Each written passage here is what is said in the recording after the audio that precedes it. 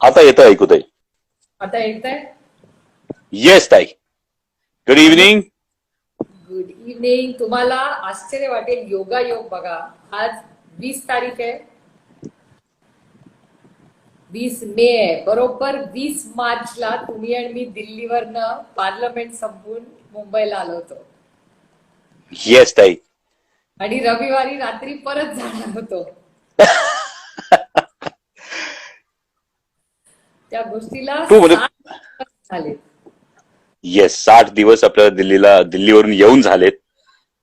मला अजून आठवतं, तुम्ही किंडलवर पुस्तक वाचत होता, आठवतं? येस ताई.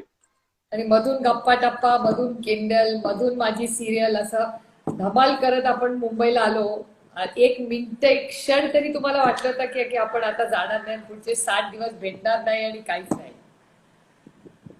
अगदीच अनएक्सपेक्टेड होत्या काही गोष्टी. कारण तेव्हा असं वाटलं होतं की हो आपण परत सोमवारी जाणार आहोत, आपण अनेक वेगवेगळ्या विषयांवर बोलणार होतो, पार्लमेंटमध्ये काही विषय मांडायचे होते आणि सडनली लॉकडाऊन झाला. आणि लॉकडाऊनचा हा पुढचा काळ जो काही आता आपण 60 दिवस तसं बघितलं तर आज ऑफिशियल लॉकडाऊनचा मला वाटतं 57वा दिवस आहे. आणि या शुक्रवारी परत आलो. आपल्याकडे तो महाराष्ट्रात ऑलरेडी तो सेमी लॉकडाऊन सुरू झाला होता. राईट. पण मला खरं सांगा, 60 दिवस खरं मला विचाराल तर कसे गेले माझंच मला कळत नाही. म्हणजे like a flash it is. म्हणजे आता मला वाटलं, अरे 60 दिवस गेले, बापरे, म्हणजे 60 दिवस किती लवकर जातात हो. It's like a flash. लॉकडाऊनची गंमत जर बघायची झालं खूप पॉझिटिव्ह वेने आपण जेव्हा लॉकडाऊनकडे बघू ना, तेव्हा आय वुड से की सुरुवातीला सगळ्यांनी लॉकडाऊन बरोबर फ्लर्ट केलं. It was a flirting mode. It was a flirting mode की हो मी लॉकडाऊन मध्ये हे करीन, मी लॉकडाऊन मध्ये ते करीन. म्हणजे मला वाटतं जेव्हा लॉकडाऊन अनाऊन्स झाला असेल तेव्हा अनेकांनी त्यांचा वेट लॉसचा एक प्लॅन सुद्धा रेडी केला असेल. त्यांनी त्यांच्या टोमणा आहे का? नाही ताई, हे सेल्फ, दिस इज इंट्रोस्पेक्शन. आणि एक वर्कआउटचा प्लॅन काहींनी रेडी केला, काहींनी मला हे वाचायचंय, मला हे बघायचंय, या सगळ्या गोष्टी सुरू झाल्या. मला आठवतं म्हणजे स्पेशली मी जेव्हा सांगितलं बायकोनं की मी तुमच्याशी इन्स्टा लाईव्ह वर तुमच्या पेजवर जाणार आहे, तर बायकोने मला फक्त एक विनंती केली की जी सुरुवातीला आपण भांडी घासण्याचे वगैरे फोटो टाकत होतात ना, की बायकोला कसे लोक मदत करत होते आणि कशा पद्धतीने आपण हे करणार आहोत, हे अर्ली रोमॅन्टिसिझम जे होतं लॉकडाऊनचं, हे पण खूप छान होतं. म्हणजे मला वाटतं या सगळ्या गोष्टींकडे, या 57 दिवसांकडे प्रत्येकानं जर स्वतःच्या अँगलने एकदा बघितलं तर प्रत्येकाची एक वेगळी स्टोरी तयार होईल याच्यामधून. करेक्ट आहे, खरंच आहे. त्यामुळे हे धमाल होते, जसं तुम्ही म्हणाला तसं फ्लॅश झाला. आणि आज आपण जेव्हा म्हणतो 57 दिवसात, मी पहिल्या दिवशी काय काय प्लॅन केलं होतं आणि पुढच्या 57 दिवसांमध्ये मी काय काय इम्प्लिमेंट केलं, तर प्रत्येकाकडे त्यांची उत्तरं फनी असतील. खरंच आहे तुमचं म्हणणं. पण म्हणजे आता हे सगळं झालं, गॉड इज काइंड. म्हणजे खूप अडचणीतून लोक गेले, त्याच्यावर आपण आता लाईट मोमेंट करतोय. कधी भाजी नाही मिळाली, कधी दूध नाही मिळालं. मला म्हणजे मी जेव्हा विचार करते आता इन आयसोलेशन, मी तुमचा विचार करते. एकदा पहिलं तुमचं बोलू, मग माझं बोलूया. आता तुमची मुलं माझ्या मुलांपेक्षा लहान आहे.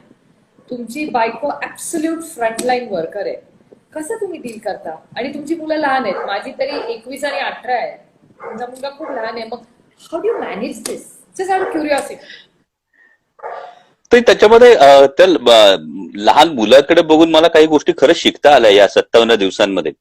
कारण माझं घर छोटं आहे. I live in a 1 BHK flat. It is hardly 560 square feet का फ्लॅट. पण 1 BHK flat, there is no play area. अशा ठिकाणी 57 दिवसांमध्ये अजून त्या लहान मुलाने कधीच ही गोष्ट बोलून दाखवली नाही की मला बोर होतं किंवा मला कंटाळा आलाय. He is happy. He is happy in his world. आणि मग असा विचार, तो हट्ट करत नाही, तो खुश आहे की बाबा घरी आहे, आई आधेमध्ये हॉस्पिटल मधून जाऊन येते, सो ही इज हॅपी. त्यामुळे 4 वर्षाचा मुलगा जर या इतक्या बेसिक मिनिमम गोष्टींमध्ये खुश राहू शकतो तर आपण का नाही? हा एक डेफिनेटली ही एक मला वाटतं शिकण्यासारखी एक गोष्ट आहे. हा, मिसेस जसं तुम्ही म्हणालात तर ते एक टेन्शन असतं, ते एक दडपण कायम असतं. म्हणजे yesterday she was working in a hospital. Today I got a news that one of her colleague has tested positive.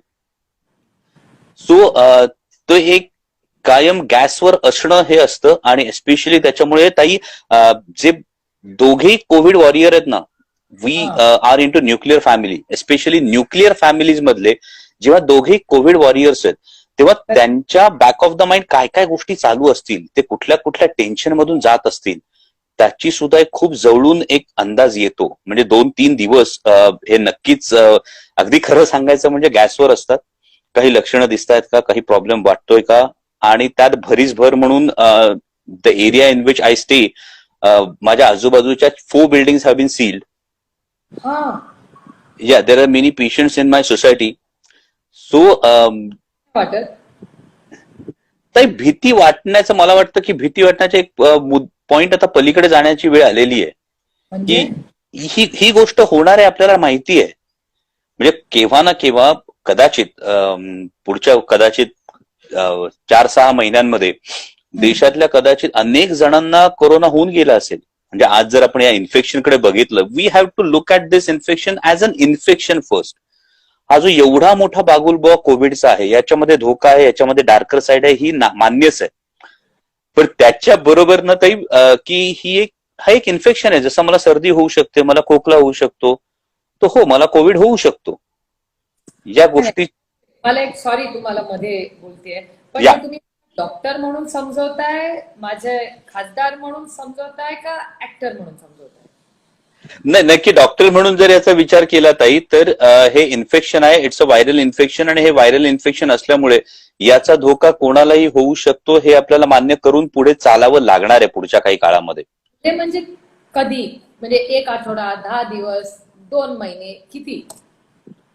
तर जितक्या लवकर आपण याचा स्वीकार करू की this is going to coexist for some years with अस.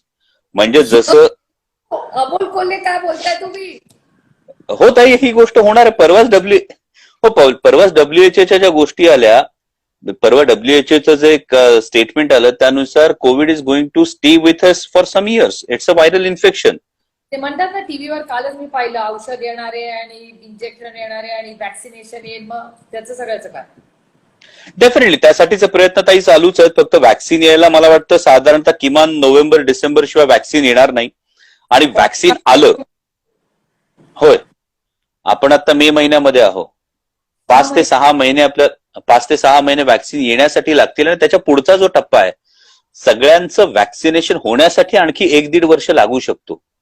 1-1.5 वर्ष? हा, ह्या गोष्टी होणार आहेत.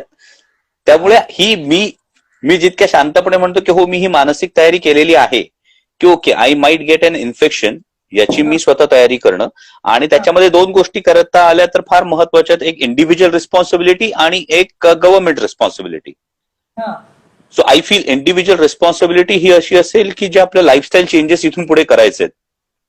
म्हणजे त्यामध्ये डॉक्टर म्हणून मला सांगताय की सुप्रिया सुळे पुढचे 2 ते 3 वर्ष तुला या कोविड बरोबर जगायचंय, असं तुम्ही स्पष्टपणे मला सांगताय? होय ताई, ही गोष्ट आपल्याला मान्य करावी लागेल की पुढचे 2 ते 3 वर्ष कोविड आजूबाजूला असू शकणार आहे. म्हणजे तुम्ही आणि मी पार्लमेंटमध्ये जाऊ, आपण दोघं मतदारसंघात जाऊ, आपण दोघं जिल्हा परिषदच्या कार्यक्रमाला जाऊ, आपण दोघं पक्षाच्या कार्यक्रमात, या सगळीकडे आपण जेव्हा दोघं नॉर्मल जगत असू, एरवी तुमच्या मुलाला तुम्ही खाली खेळायला घेऊन जाणार, मी माझ्या मुलीला कॉलेजमध्ये घेऊन जाणार, मग तेव्हा आपण म्हणजे it's going to just exist with अस.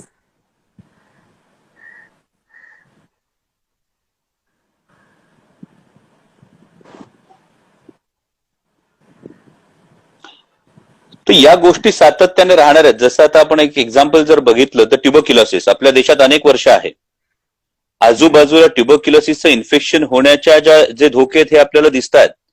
पण ज्याला आपण को एक्झिस्टिंग विथ कोविड म्हणतो, जे मी म्हणत होतो individual responsibility and government responsibility, या 2 रिस्पॉन्सिबिलिटीचा जर विचार केला तर नंतर या लाईफस्टाईल चेंजेस जेव्हा आपण करू की आपण पर्सनल हायजीन असेल, मास्कचा वापर असेल, सोशल डिस्टन्सिंग असेल, या गोष्टी पुढच्या 2-3 वर्षांमध्ये आपण आयुष्य सुरळीत होत असताना या गोष्टी जेव्हा आपण लाईफस्टाईल चेंजेस म्हणून स्वीकारून टाकू तर मला वाटतं त्या कोविड बरोबर राहणं एक सोपं होऊन जाईल. आणि सायमल्टेनियसली कोमॉर्बिड कंडिशन्स, आणि एक फार महत्वाची गोष्ट जी आपल्याला डेथ रेट जो सुरुवातीला जास्त होता त्याचं एक फार महत्वाचं कारण असं होतं की अर्ली डिटेक्शन होत नव्हतं. जितक्या लवकर म्हणजे कोविडचं दुर्दैवानं एक चित्र असं तयार करण्यात आलं की कोरोनाचे रुग्ण सापडले, कोरोनाचे संशयित सापडले. या गोष्टीकडे म्हणजे त्यांनी काही गुन्हा नाही केलेला. It is just an infection.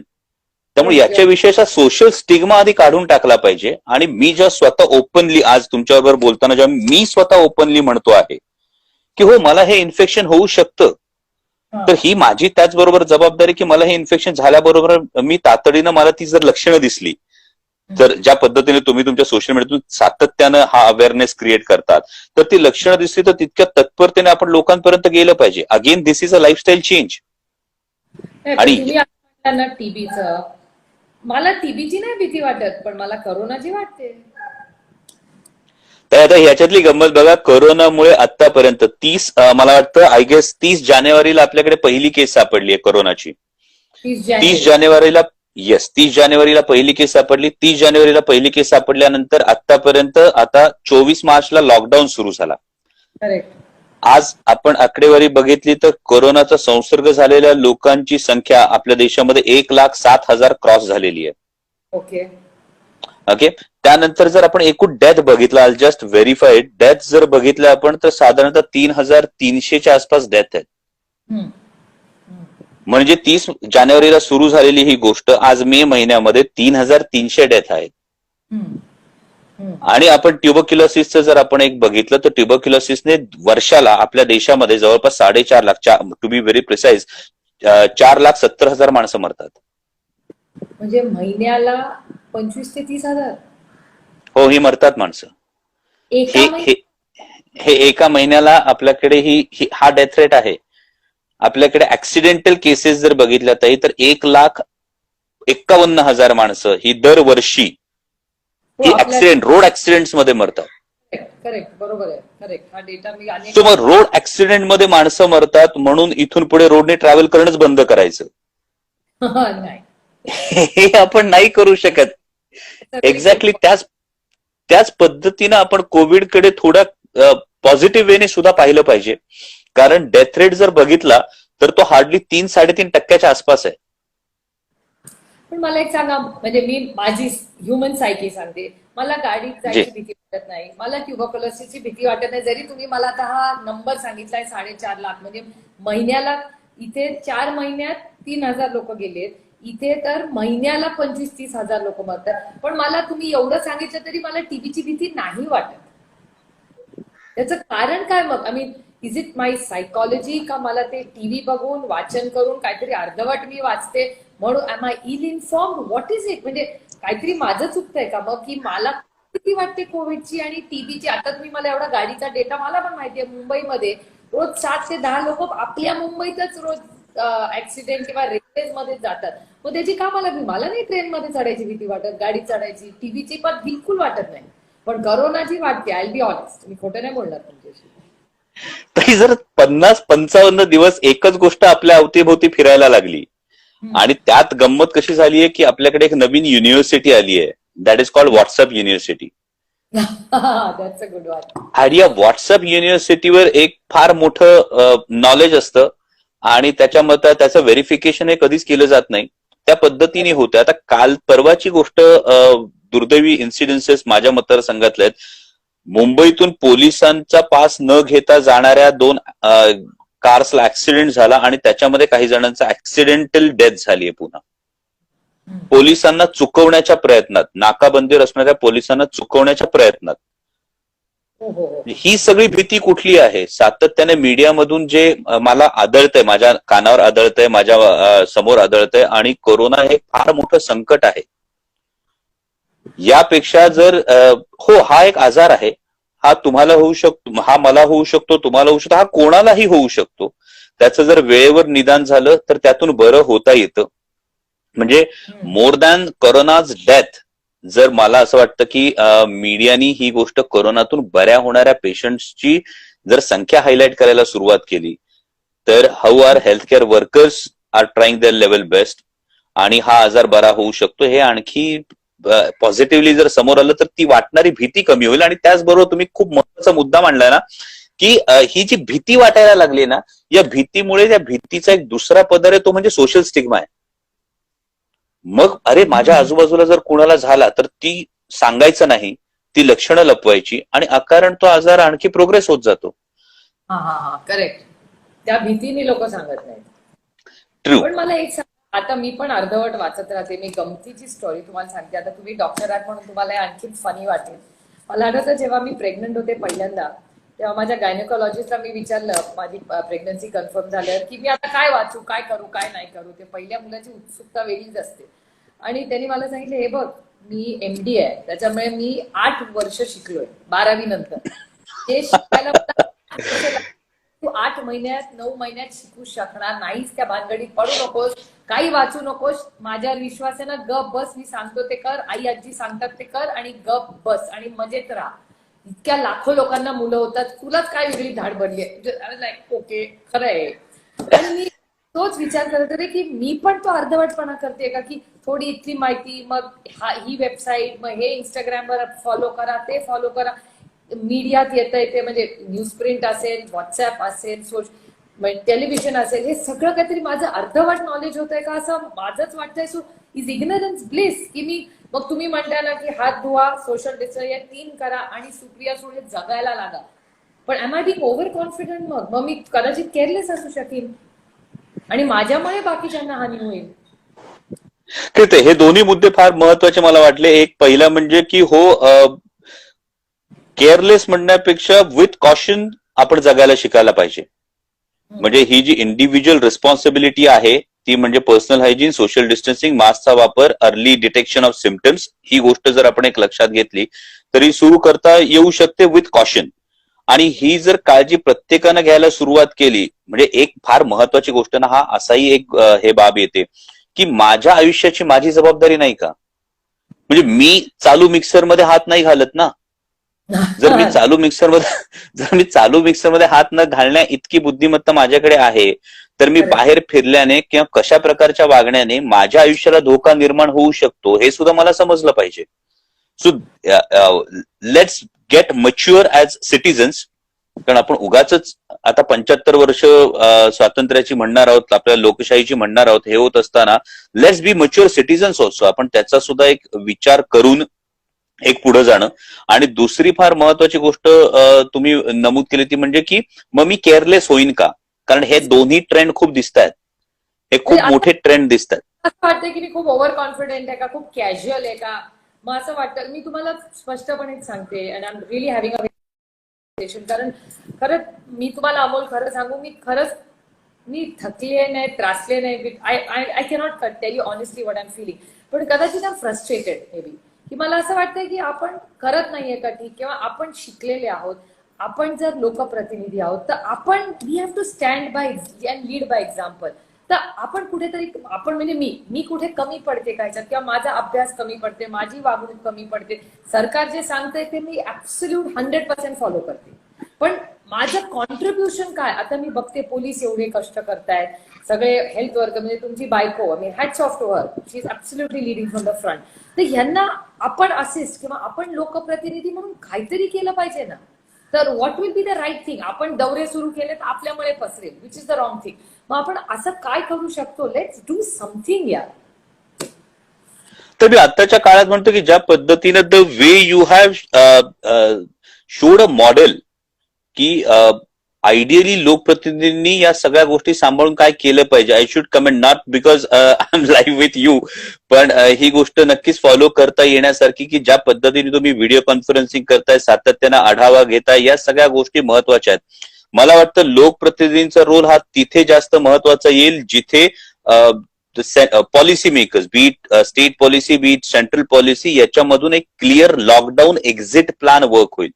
So I feel की ऍज आपण लोकप्रतिनिधी म्हणून हा एक्झिट प्लॅन, एक कॉन्क्रीट एक्झिट प्लॅन जो सगळ्यांसाठी वर्केबल असेल आणि सगळ्यांना समजू शकेल, अशा एक्झिट प्लॅनसाठी सातत्यानं मागणी करत राहणं, सातत्यानं त्याच्यासाठी आवाज उठवणं ही अत्यंत महत्वाची गोष्ट आहे. जसं तुम्ही म्हणालात की आपण मतदारसंघात गेल्यानंतर, हो, मी परवा मतदारसंघात जाऊन येण्याचा प्रयत्न केला आणि मी मतदारसंघात गेलेलो असताना अचानक मला फोन आला की माझ्या बिल्डिंग मधल्या बाजूच्या 2 बिल्डिंग सील झाल्यात, कारण तिथे total 7 patients have been tested positive. So immediately हे आलं की tomorrow if I am positive, मी आज मतदारसंघात फिरत असताना मी किती जणांना आणखी धोक्यात टाकू शकतो.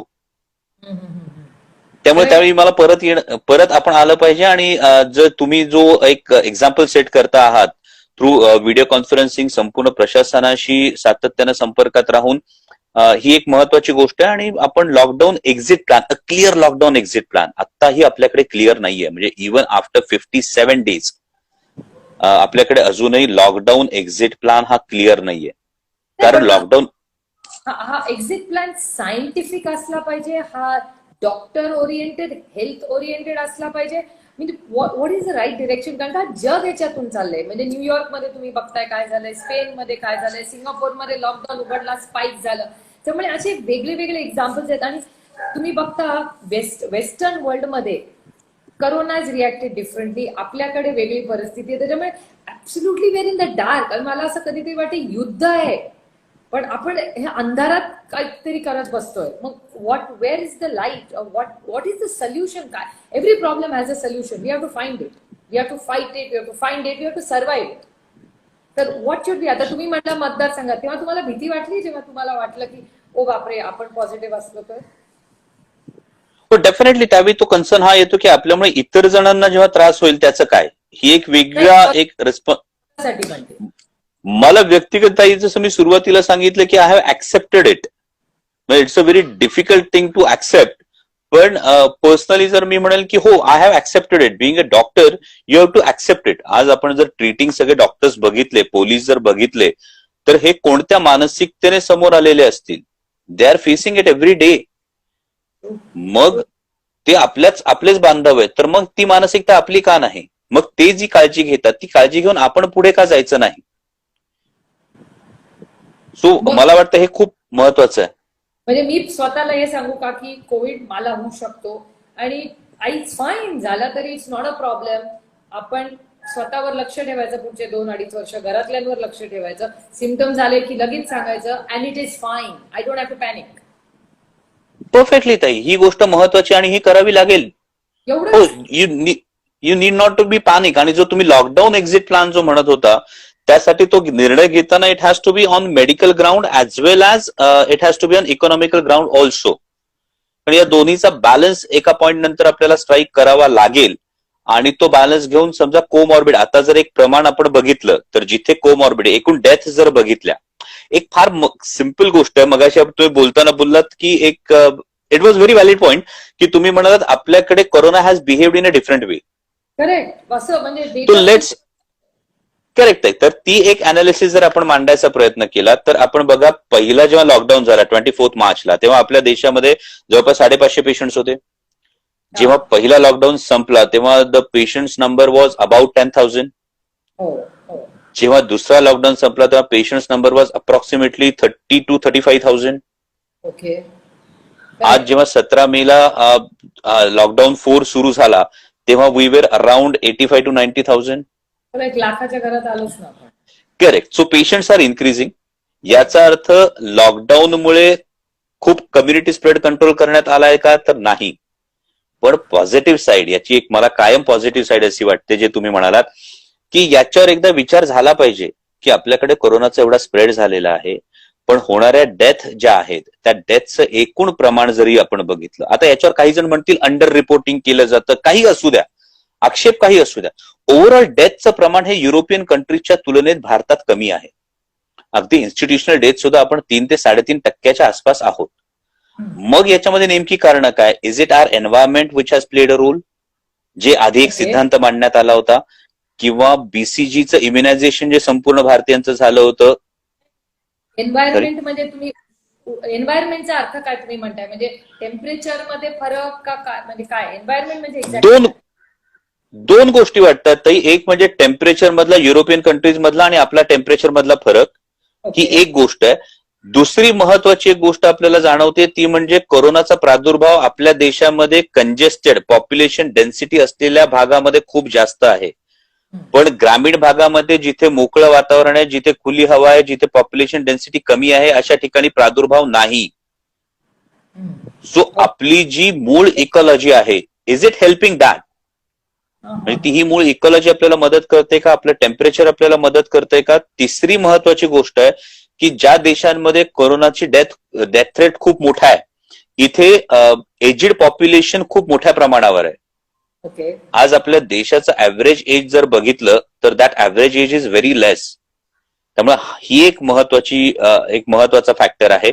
आणि बीसीजी इम्युनायझेशन जे आपल्याकडे सगळ्यांना करण्यात आलं होतं, त्याच्या संदर्भात आता ससूनला पण रिसर्च सुरू झालेला आहे. तो has that BCG played some role, or Indians do have some innate immunity for this virus, or another possibility ही आहे की जे व्हायरसचे स्ट्रेन आहे त्यातला एखादा आपल्याकडे ज्या स्ट्रेनचा प्रादुर्भाव आहे हा स्ट्रेन कमी व्हिरुलंट आहे का, असंही असू. सो इफ या सगळ्या पॉसिबिलिटीचा जर एकदा विचार केला तर मग एक थोडक्यात बागुलबुवा जो तयार होतोय, म्हणजे कोरोनाच्या बागुलबुवाला घाबरायचं किती आणि त्याला भिडायचं किती. म्हणजे I tell you one incidence, एक इन्सिडन्स की माझी मुलगी आधी अंधाराला खूप घाबरायची. तर अंधाराला जोपर्यंत ती अंधारात जाऊन एखादी गोष्ट आणली नाही तोपर्यंत तिला अंधार, हे खूप लहान मुलांमध्ये आपल्याला बघायला मिळतं, अंधारात बागुलबुवा असतो. जेव्हा ते लहान मूल जातं आणि त्याला कळतं की तिथे बागुलबुवा नाहीये, तेव्हा ती गोष्ट सोपी पडते. आता कोरोनाच्या बाबतीत ही गोष्ट इतकी सरळ इम्प्लिमेंट नाही करता येणार, कारण तो बागुलबुवा आहे आणि त्याच्यामध्ये किती आपण हा लॉस सहन करू शकतो, हा मला वाटतं एका खूप लिडरशिपचा एक फार महत्वाचा निर्णय असेल. द डिसिजन विच स्वीडन टोक फॉर हर्ड इम्युनिटी, त्या पद्धतीचा हा निर्णय कसा घेतला गेला. पण त्याच्या डेथ्स तर झाल्या ना स्वीडनमध्ये केवढ्या. येस, ते पण त्यांच्या टोटल डेथ ज्या होत्या त्या अगेन 3200च्या आसपास डेथ आहेत स्वीडनमध्ये. And now Sweden is completely open. Correct. That decision is very tough. आणि आता गंमत अशी की जो एक डिसिजन कम्युनिटी स्प्रेड झाला किंवा नाही हे कोणी सांगायचं, त्याच पद्धतीने this decision is going to be difficult. पण येस, याच्यावर सोल्युशन आहे. आणि सोल्युशन मला अजूनही वाटतं की इंडिव्हिज्युअल रिस्पॉन्सिबिलिटी, सिटीजन्स रिस्पॉन्सिबिलिटी, आणि ऍट द सेम टाइम जे कोमॉर्बिड पेशंट्स आहेत, या कोमॉर्बिड पेशंट्ससाठी एक लागणार आहे पुढच्या काळामध्ये, ज्यांच्यामध्ये आपल्याला सिव्हिअर सिम्पटम्स दिसतात. ते एक इन्फ्रास्ट्रक्चर तयार करून ठेवणं, हे I feel these are some important points. No, but just out of curiosity, this is, तुम्ही म्हणताय we have to coexist, we have पुढच्या 2.5 वर्ष, आपण 2.5 वर्ष तर घरात नाही राहू शकत, तर या सगळ्या करू हे ते, पण मनातली भीती कशी घालवायची. I am saying this very seriously too. ते भीत्या पाठी ब्रह्म राक्षस मला समजलं. टीव्ही बघून बातम्या बघून खरंच मनाला अशी ती न्यूज बघितली, अरे बापरे असं होतं. मग तो अरे बापरे साठी काय केलं पाहिजे मग, का आपण ठरवायचं की आता बस झाला, आता अमोल कोल्हेनी मला खूप भीती दाखवली, आता मी नाही घाबरणार अमोलला, आणि मी त्या रीतीने चालायला लागणार आणि हळूहळू आयुष्य जगायला लागणार. त्याला व्हेरी नाईस. म्हणजे I only have to help myself. Yes ताई, या तुमच्या स्टेटमेंटमध्येच एक फार मोठं उत्तर दडलेलं आहे की लाईक कोरोनाने मला घाबरवलं, त्यांनी माझी पाठ भिंतीला लावली. Now I have 2 options in my hand. एक म्हणजे आता मी शस्त्र गाळून टाकायची आणि मी गपचूप बघत बसायचं when he is going to attack me. And second thing is की मी पुन्हा रिटॅलिएट करायचं आणि I have to fight back, take fight to corona's ये. आणि ते करताना at least 50% chance of winning is there. त्यामुळे तुम्ही म्हणता त्या पद्धतीनं आता ही भीती मनातून काढून एक सावध अप्रोच घेऊन, सावध approach. It should not be a careless approach, it should be a careful approach to deal with corona. मग तो गव्हर्नमेंटच्या पातळीवर नाही. मग तुम्ही आम्हाला सांगा ना की सुप्रिया सुळे, तुम्ही घराच्या बाहेर जाणार असला तर ह्या 5 गोष्टी केल्याच पाहिजेत, आणि तर त्या काय असतील. समजा आता मला उद्या असं नाही, पण लॉकडाऊन कधीतरी संपेल, तर मग माझ्यासारख्या व्यक्तीने काय करावं, किंवा माझी मुलं कॉलेजला जातील, नवरा ऑफिसला जाईल, मी मतदारसंघात, एक फॅमिली म्हणून सुळे फॅमिलीला तुम्ही काय गोष्टी आम्हाला करायला सांगा. कारण का मी वेगळ्या कॉलेज परफेक्टली ताई. यामध्ये पुन्हा पर्सनल हायजीनचा जो विषय, सातत्यानं हात धुण्याचा जो विषय आहे, त्यानंतर मास्कच्या वापराचा जो विषय आहे, सॅनिटायझरचं एवढं अवडंबर आपण खूप मोठ्या प्रमाणावर नाही करू शकत, कारण साबण इज ऑल्सो इक्वली इफेक्टिव्ह. त्यामुळे साबणाने वास लागतच, सॅनिटायझरचा वास हातातला राहतो, मला ते आवडत पण नाही. तर नुसते साधे पाण्याने आणि साध्या साबणाने हात धुतले तर चालेल का मी?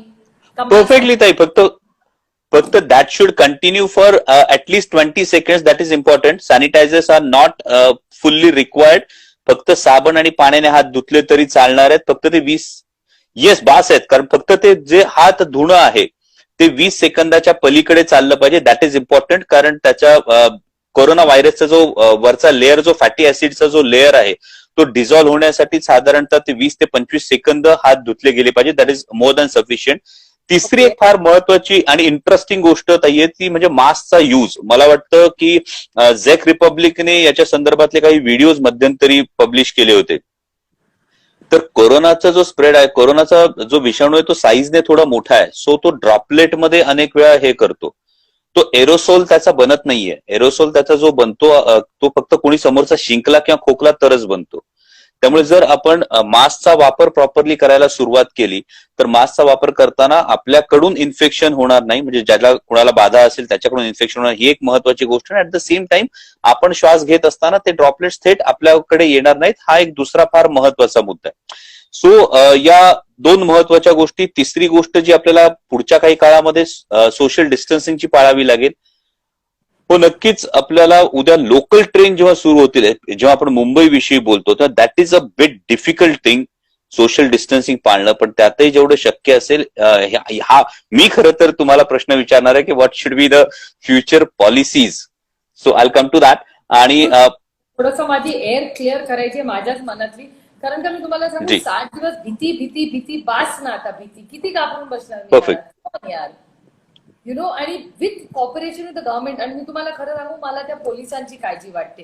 चला 60 दिवस आपण सगळे घरातून करतोय. जरी आपण झूम कॉल करत असू, तुम्ही मतदारसंघात जाता, मी जाते, लिमिटमध्ये जातो, पण तरी आपण झूम कॉल्सवरनं जिल्हा परिषद असेल, आपले कॉर्पोरेशन असेल, सगळ्यांच्या कॉन्टॅक्टमध्ये राहतो. पण 24/7 तो पोलिसवाला रस्त्यावर जो उभा असतो, आता 7 ते 7 बंदी आहे, कामावर जरी गेला तर तरी त्या पोलिसाला पण ब्रेक द्या ना तुम्ही. व्हॉट नॉनसेन्स इज दिस? आपण कधी ओनरशिप घेणार त्याची, अमोल? म्हणजे मी जर नीट वागले तर कदाचित त्या पोलिसवाल्याला 2 तास त्याच्या पोरांबरोबर घरी राहता येईल, जर मी जबाबदारीने वागले तर. परफेक्टली ताई. मला तेच वाटतं की ही कशाला त्यांनी माझ्यावर वापरायला पाहिजे. मी परदेशात जाते ना, मला पोलिसची व्यवस्थित भीती वाटते, कारण का मला माहिती तो आतच टाकेल. तर जर ती सुप्रिया सुळे व्यवस्थित परदेशात वागू शकते तर ती ह्याच देशात व्यवस्थित जबाबदार प्रत्येक आपण लोकप्रतिनिधी का नाही वागू शकत? हिंमत आहे का न्यूयॉर्क मध्ये जाऊन हुज्जत घालायची पोलिसला? सांगा मला, आहे का हिंमत तुमच्या? परफेक्ट. यालाच आपण स्वयंशिस्त हा एक शब्द म्हणू शकतो की, आणि तुम्ही जे का कॅम्पेनचा जो उल्लेख केला होता, म्हणजे या स्वयंशिस्तीचेच हे सगळे भाग आहेत. प्रशासनाला मिळणारं सहकार्य ही एक गोष्ट आहे, गव्हर्नमेंटचे रूल्स फॉलो करणं ही दुसरी गोष्ट आहे, पर्सनल हायजीन पाळणं तिसरी गोष्ट आहे. आणि तुम्ही कॅम्पेन जे सुरू करायचं म्हणाला होता, that is a very important campaign, आणि that is anti spitting campaign.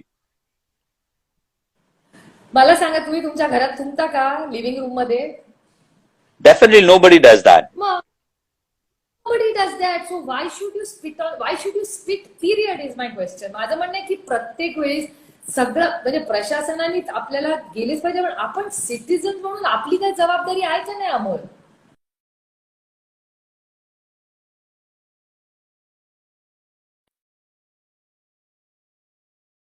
Campaign will yield good fruits. नाही, तुम्हीच मला खरं सांगा की सरकार नियम कायदे करते. आता तुम्ही शाळेत जेव्हा जाता तेव्हा शाळेच्या नियम कायद्याने वागताच की नाही? मग आपण समाज म्हणून आपण कधी ओनरशिप घेणार? आपण दोघं आपली ओनरशिप का नाही घेऊ शकत की अमोल कोल्हे आणि सुप्रिया सुळे जेव्हा बाहेर जाणार आहेत तेव्हा आम्ही प्रयत्न करू की आम्ही कुणाला इन्फेक्ट करणार नाही, आम्ही दिलेल्या चौकटीत सरकार म्हणतं तसं वागू. Why can't we take ownership of our own actions? Exactly ताई. जर ही ओनरशिप घेतली तर आपण जे म्हणतो ना को एक्झिस्टिंग विथ कोविड, ही गोष्ट फार सरळ आणि सोपी होऊन जाईल if we start taking this ownership. हे एक डॉक्टर अमोल कोल्हे म्हणतात. Doctor definitely doctor Amol Kolhe हे म्हणतील, ऍक्टर अमोल कोल्हे हे म्हणतील, आणि लोकप्रतिनिधी अमोल कोल्हे सुद्धा हेच म्हणतील की जर आपण एक जबाबदार नागरिक म्हणून आपली जबाबदारी प्रत्येकानं पार पाडायचं जर ठरवलं तर पुढचा हा काळ मग कोविड पुढची 5 वर्ष राहू 10 वर्ष राहू 5 दिवस राहू त्याने काहीही फरक पडणार नाहीये. Wow, this is Like- fact. Suddenly मला असं कॉन्फिडंट वाटायला लागलं की आय थिंक